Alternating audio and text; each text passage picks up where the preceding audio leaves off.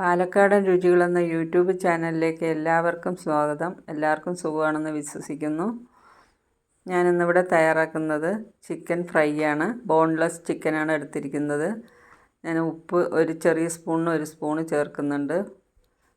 അതുപോലെ തന്നെ അതേ സ്പൂണിന് 1 സ്പൂണ് മഞ്ഞൾപ്പൊടി, മുളക് പൊടിയും അതേ സ്പൂണിന് 1 സ്പൂണ് മുളക് പൊടി. പിന്നെ ഞാൻ കഴിഞ്ഞ വീഡിയോയിൽ ചിക്കൻ കറി വെച്ച വീഡിയോയിലാണ് ഇതിൻ്റെ മസാലയും കൂടി പറഞ്ഞിരിക്കുന്നത്. എല്ലാത്തിനും ഒരേ മസാല തന്നെയാണെന്ന്. പട്ട, കറാമ്പൂ അളവൊക്കെ ഞാൻ അതിൽ കാണിച്ചിട്ടുണ്ട്. കറാമ്പൂ, വലിയ ജീരകം, ചെറിയ ജീരകം, കുരുമുളക് ഇതെല്ലാം കൂടി ചേർത്ത് അരച്ചതാണത്.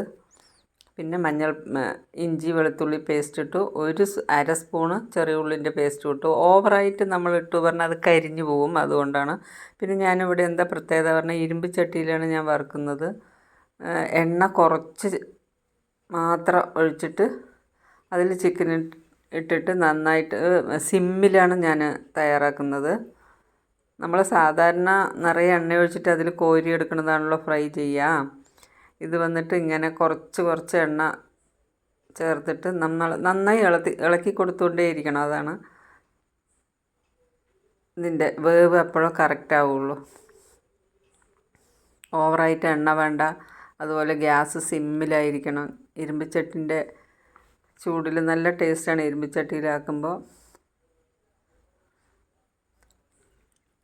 ഒരു തണ്ട് കറുവേപ്പില ഇട്ടു. ചിക്കൻ പാതി വേവാകുമ്പോൾ ഞാനതിൽ വലിയ ഉള്ളി ചേർക്കാറുണ്ട്. അപ്പോൾ കൂടുതൽ ടേസ്റ്റിയും മണമൊക്കെയാണ്. സോഫ്റ്റായ ചിക്കനായിരിക്കും ഇത് കഴിക്കാൻ, ബലം ഉണ്ടാവില്ല. ഞാൻ ആവശ്യത്തിന് ഇത്തിരി എണ്ണ ചേർക്കുന്നുണ്ട് വേവിനനുസരിച്ച്.